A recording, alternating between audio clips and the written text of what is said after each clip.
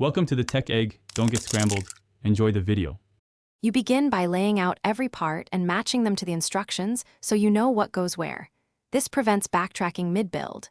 You place the headboard and footboard upright and loosely thread the main bolts into the side rail mounts to align holes. Do not tighten yet because you need mobility. Once done, connect the center support beam so the frame stays square. Make sure the beam tab locks into the bracket, which reduces twisting later. You now focus on precise alignment. Slide each side rail into its slot and start bolts by hand so you can shift if holes misalign.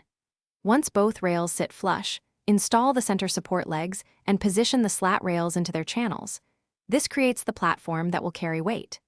You then place slats one at a time, spacing them evenly and fastening per the manual because consistent spacing prevents squeaks and distributes weight evenly across the frame. You finish by going around and fully tightening bolts in a cross pattern so the frame stays square.